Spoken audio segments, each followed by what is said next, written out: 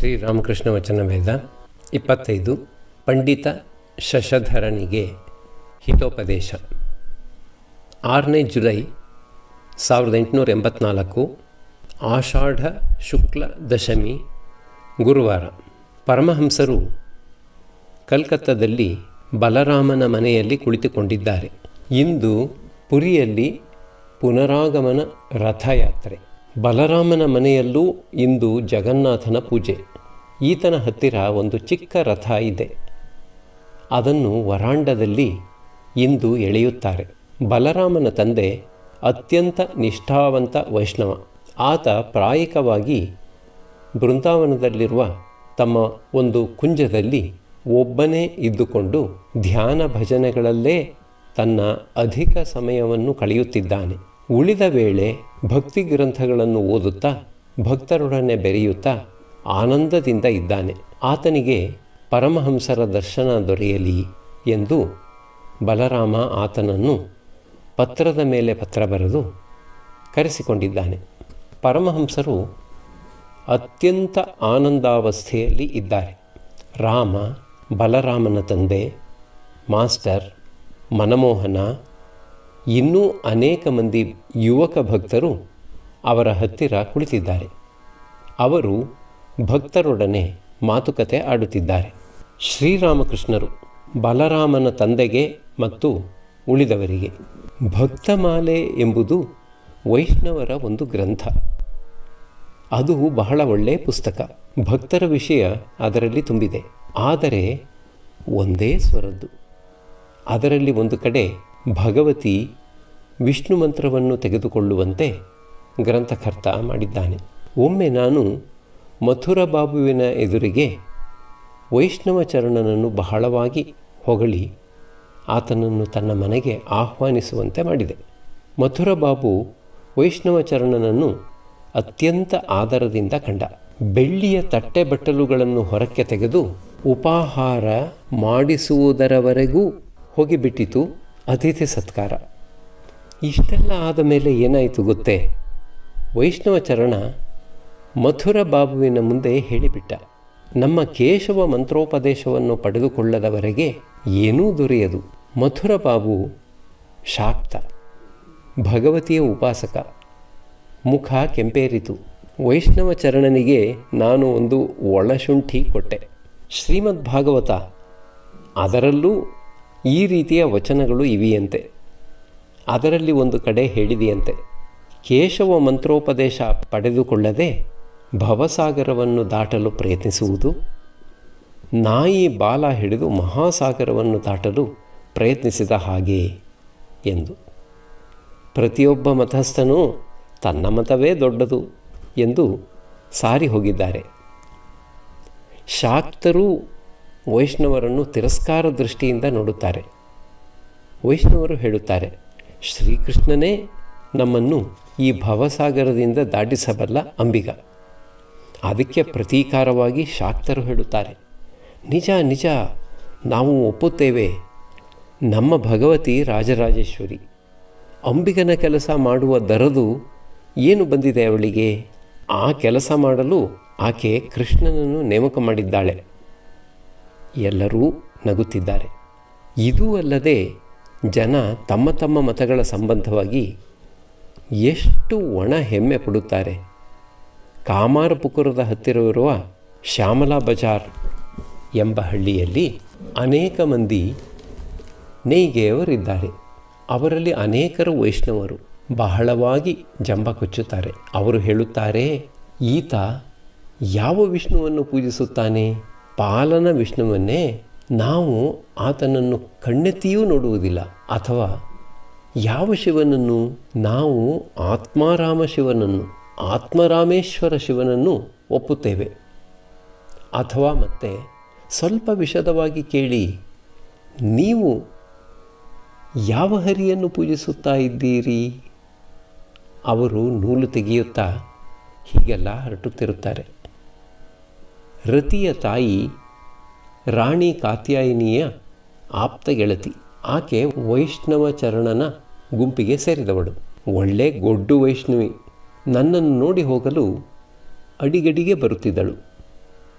ನನಗೆ ತೋರಿಸುತ್ತಿದ್ದ ಭಕ್ತಿಯಲ್ಲಿ ಯಾರೂ ಆಕೆಯನ್ನು ಮೀರಿಸಿದವರೇ ಇಲ್ಲ. ಒಂದು ದಿನ ನಾನು ಭಗವತಿ ಕಾಳಿಯ ಪ್ರಸಾದ ತಿನ್ನುತ್ತಿರುವುದನ್ನು ನೋಡಿ ಒಡನೆಯೇ ಹಿಂದಿರುಗಿ ಬಿಟ್ಟಳು. ಅಂದಿನಿಂದ ಆಕೆಯ ನೆರಳು ನನ್ನ ಕಣ್ಣಿಗೆ ಬಿದ್ದಿಲ್ಲ. ಯಾರಿಗೆ ಸಮನ್ವಯ ದೃಷ್ಟಿ ಇರುವುದೋ ಆತನೇ ನಿಜವಾದ ಮನುಷ್ಯ. ಸಾಮಾನ್ಯವಾಗಿ ಜನ ಒಂದು ಸ್ವರದವರೇ, ಆದರೆ ನನಗೆ ಕಂಡುಬರುತ್ತಿದೆ ಎಲ್ಲವೂ ಆ ಪರಬ್ರಹ್ಮನನ್ನೇ ಸೂಚಿಸುತ್ತಿದೆ ಎಂಬುದಾಗಿ.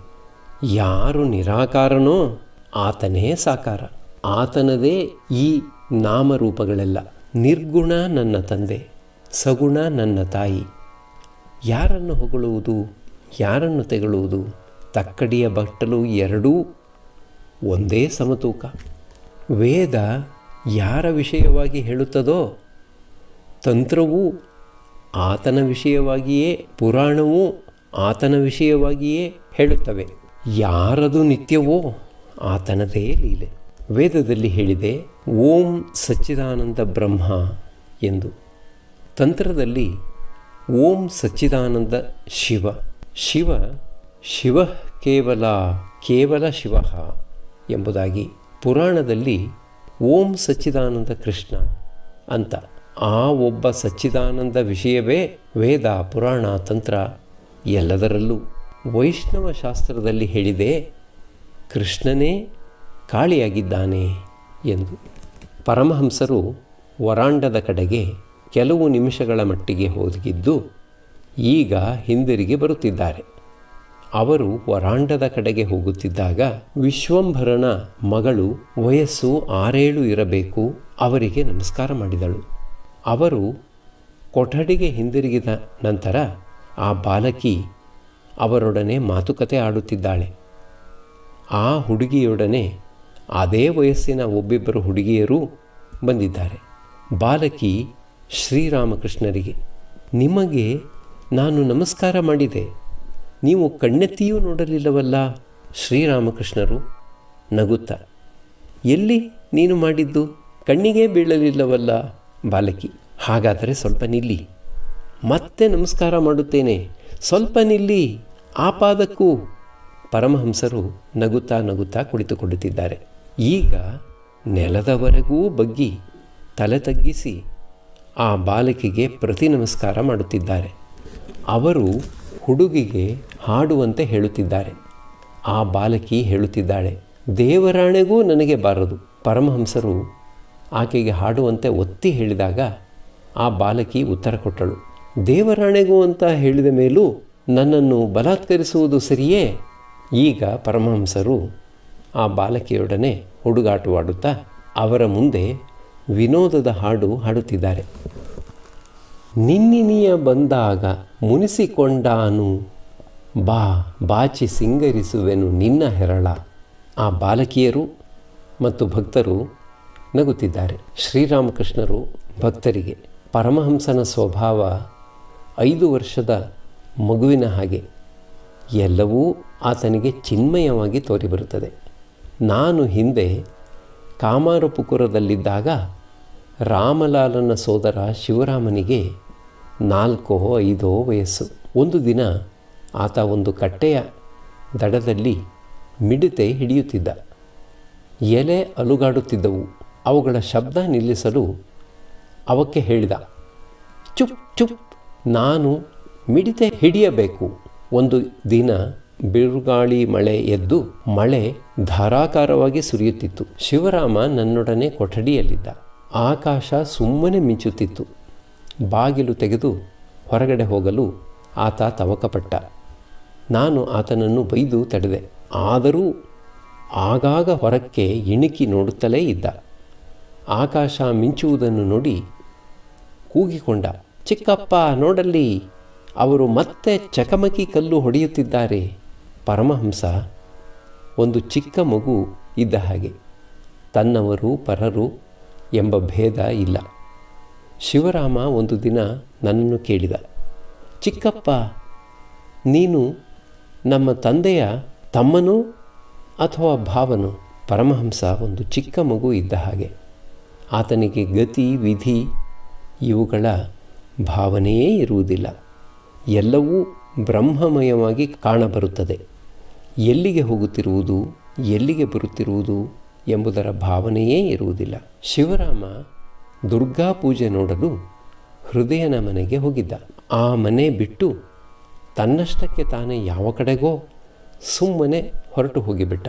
ದಾರಿಯಲ್ಲಿ 4 ವರ್ಷದ ಆ ಬಾಲಕ ದಿಕ್ಕಿಲ್ಲದೆ ಹೋಗುತ್ತಿರುವುದನ್ನು ಒಬ್ಬ ಕಂಡು ಆತನನ್ನು ಕೇಳಿದ, ನೀನು ಎಲ್ಲಿಂದ ಬಂದೆ? ಆತನಿಗೆ ಯಾವ ಉತ್ತರ ಕೊಡಲೂ ಆಗಲಿಲ್ಲ. ಕೇವಲ ಹೇಳಿದ, ಚಪ್ಪರ, ಅಂದರೆ ದುರ್ಗಾಪೂಜೆ ನಡೆಯುತ್ತಿದ್ದ ಚಪ್ಪರದಿಂದ ಎಂದು. ಆ ಅಪರಿಚಿತ ಮತ್ತೆ ಆತನನ್ನು ಕೇಳಿದ, ನೀನು ಯಾರ ಮನೆಯಿಂದ ಬಂದೆ? ಆಗ ಕೇವಲ ಆತ ಹೇಳಿದ, ಅಣ್ಣ. ಪರಮಹಂಸರಿಗೆ ಕೆಲವು ವೇಳೆ ಉನ್ಮತ್ತನ ಅವಸ್ಥೆ ಉಂಟಾಗುತ್ತದೆ. ನನಗೆ ಪ್ರೇಮೋನ್ಮಾದ ಉಂಟಾದಾಗ ಶಿವಲಿಂಗ ಜ್ಞಾನದಿಂದ ನನ್ನ ಲಿಂಗವನ್ನೇ ನಾನು ಪೂಜಿಸುತ್ತಿದ್ದೆ. ಆದರೆ ಈಗ ಸಾಧ್ಯವಿಲ್ಲ. ದಕ್ಷಿಣೇಶ್ವರ ದೇವಾಲಯ ಪ್ರತಿಷ್ಠೆಯಾದ ಕೆಲವು ದಿನಗಳ ನಂತರ ಅಲ್ಲಿಗೆ ಒಬ್ಬ ಹುಚ್ಚ ಬಂದಿದ್ದ.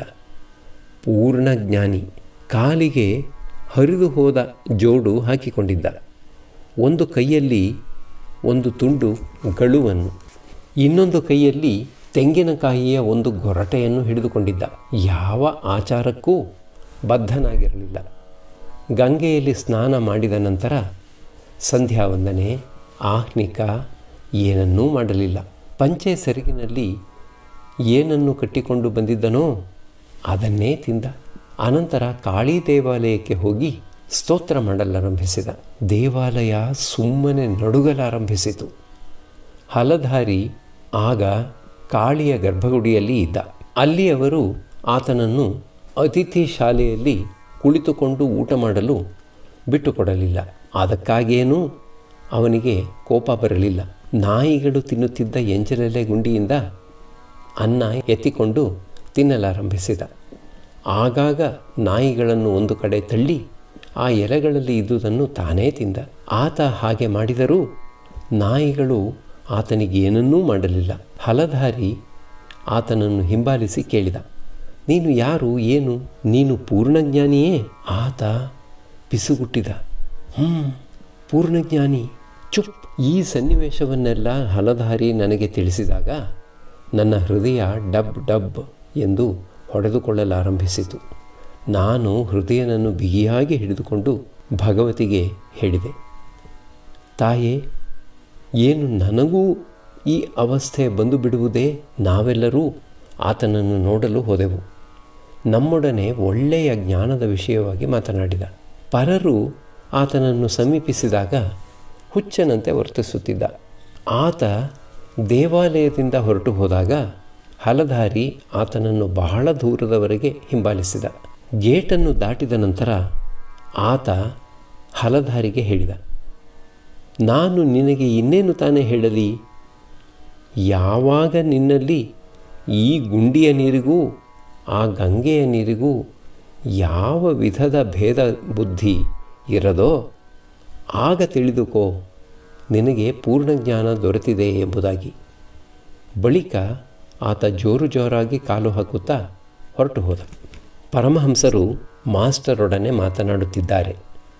ಭಕ್ತರು ಹತ್ತಿರ ಕುಳಿತಿದ್ದಾರೆ. ಶ್ರೀರಾಮಕೃಷ್ಣರು ಮಾಸ್ಟರಿಗೆ, ಶಶಧರನ ಸಂಬಂಧವಾಗಿ ನಿನ್ನ ಅಭಿಪ್ರಾಯವೇನು? ಮಾಸ್ಟರ್, ಬಹಳ ಒಳ್ಳೆಯವ.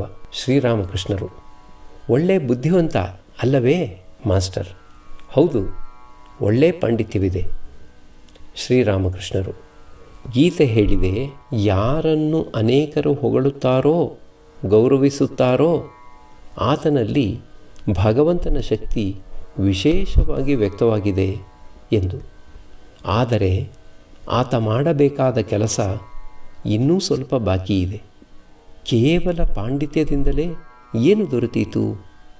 ಸ್ವಲ್ಪ ತಪಸ್ಸು ಮಾಡಬೇಕು, ಸ್ವಲ್ಪ ಸಾಧನೆ ಭಜನೆ ಮಾಡಬೇಕು. ಗೌರಿ ಪಂಡಿತ ಸಾಧನೆ ಮಾಡಿದ್ದ. ಆತ ದೇವಿಯ ಸಂಬಂಧವಾಗಿ ಸ್ತೋತ್ರ ಮಾಡುವಾಗ ಉಳಿದ ಪಂಡಿತರು ಆತನ ಎದುರು ಎರೆಹುಳುವಿನಂತಾಗಿ ಬಿಡುತ್ತಿದ್ದರು. ನಾರಾಯಣ ಶಾಸ್ತ್ರಿ ಕೂಡ ಬರೀ ಪಂಡಿತನೇ ಆಗಿರಲಿಲ್ಲ, ಸಾಧನೆ ಭಜನೆಯನ್ನೂ ಮಾಡಿದ್ದ. ಆತ 25 ವರ್ಷಗಳ ಕಾಲ ಒಂದೇ ಸಮನೆ ವೇದಾಧ್ಯಯನ ಮಾಡಿದ್ದ. ನ್ಯಾಯಶಾಸ್ತ್ರ ಒಂದನ್ನೇ 7 ವರ್ಷಗಳ ಕಾಲ ಓದಿದ್ದ. ಆದರೂ ಹರಿ ಹರಿ ಎಂದು ಹೇಳುತ್ತಾ ಹೇಳುತ್ತಾ ಇದ್ದ ಹಾಗೆಯೇ ಭಾವಸ್ಥನಾಗಿ ಬಿಡುತ್ತಿದ್ದ. ಜಯಪುರದ ರಾಜ ಆತನನ್ನು ತನ್ನ ಸಭಾಪಂಡಿತನನ್ನಾಗಿ ಮಾಡಿಕೊಳ್ಳಲು ಇಚ್ಛೆಪಟ್ಟ. ಆದರೆ ನಾರಾಯಣ ಶಾಸ್ತ್ರಿ ಅದಕ್ಕೆ ಒಪ್ಪಲಿಲ್ಲ. ಪ್ರಾಯಿಕವಾಗಿ ಆತ ದಕ್ಷಿಣೇಶ್ವರದಲ್ಲೇ ಇರುತ್ತಿದ್ದ. ವಸಿಷ್ಠಾಶ್ರಮಕ್ಕೆ ಹೋಗಬೇಕೆಂದು ಆತನಿಗೆ ಉತ್ಕಟ ಇಚ್ಛೆ, ತಪಸ್ಸು ಮಾಡಲು. ಪದೇ ಪದೇ ನನಗೆ ಹೇಳುತ್ತಲೇ ಇರುತ್ತಿದ್ದ. ಅಲ್ಲಿಗೆ ಹೋಗಬೇಡವೆಂದು ನಾನು ಆತನಿಗೆ ಹೇಳಿದೆ. ಆಗ ಆತ ಹೇಳಿದ, ನಾನು ಯಾವಾಗ ಸಾಯುತ್ತೇನೋ ಯಾರಿಗೆ ತಾನೇ ಗೊತ್ತು, ಮತ್ತೆ ಸಾಧನೆ ಮಾಡುವುದು ಯಾವಾಗ?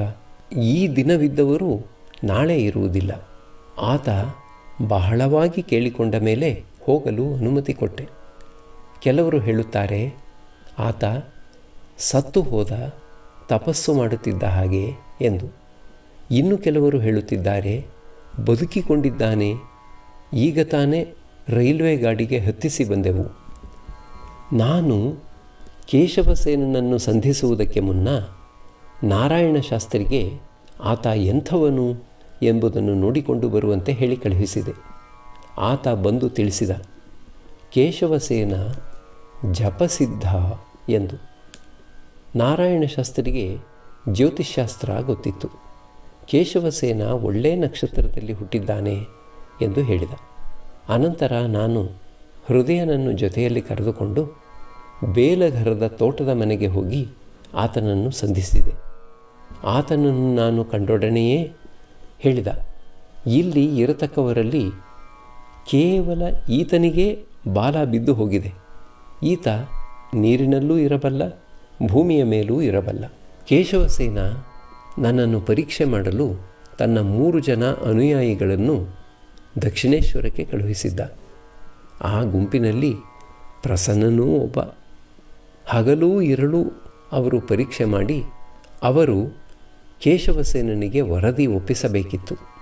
ಅವರು ನನ್ನ ಕೊಠಡಿಯಲ್ಲಿ ಇದ್ದರು. ರಾತ್ರಿಯನ್ನು ಅಲ್ಲಿಯೇ ಕಳೆಯಬೇಕೆಂದಿದ್ದರು. ಯಾವಾಗ ನೋಡಿದರೂ ದಯಾಮಯ ದಯಾಮಯ ಅಂತ ಹೇಳುತ್ತಾ ಬೋಧೆ ಮಾಡಲಾರಂಭಿಸಿದರು. ನೀವು ಕೇಶವಸೇನನನ್ನು ಹಿಡಿಯಿರಿ, ಆಗ ನಿಮಗೆ ಒಳ್ಳೆಯದಾಗುತ್ತದೆ. ನಾನು ಅವರಿಗೆ ತಿಳಿಸಿದೆ, ನಾನು ಸಾಕಾರ ಒಪ್ಪುತ್ತೇನೆ. ಅನಂತರವೂ ಅವರು ದಯಾಮಯ ದಯಾಮಯ ಅನ್ನುತ್ತಲೇ ಇದ್ದರು. ಆಗೊಂದು ಮಾನಸಿಕ ಅವಸ್ಥೆ ನನಗೆ ಬಂತು. ನಾನು ಅವರಿಗೆ ಹೇಳಿದೆ, ಹೊರಡಿ ಇಲ್ಲಿಂದ. ಕೊಠಡಿಯಲ್ಲಿ ಮಲಗಲು ಅವರನ್ನು ಬಿಟ್ಟುಕೊಡಲೇ ಇಲ್ಲ. ಅವರು ಜಗಲಿಗೆ ಎದ್ದು ಹೋಗಿ ಮಲಗಿಕೊಂಡರು. ಕ್ಯಾಪ್ಟನ್ ಕೂಡ ನನ್ನನ್ನು ಸಂಧಿಸಿದ ಮೊದಲನೇ ರಾತ್ರಿಯನ್ನು ದಕ್ಷಿಣೇಶ್ವರದಲ್ಲೇ ಕಳೆದ.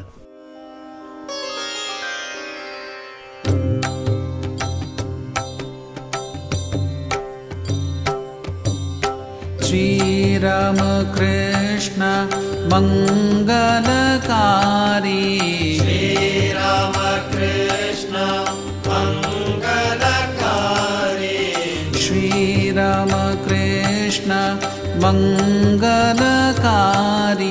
श्रीरामकृष्ण मङ्गलकारी। नमो नारायण भवदुःखहारी, नमो नारायण भवदुःखहारी, नमो नारायण भवदुःखहारी।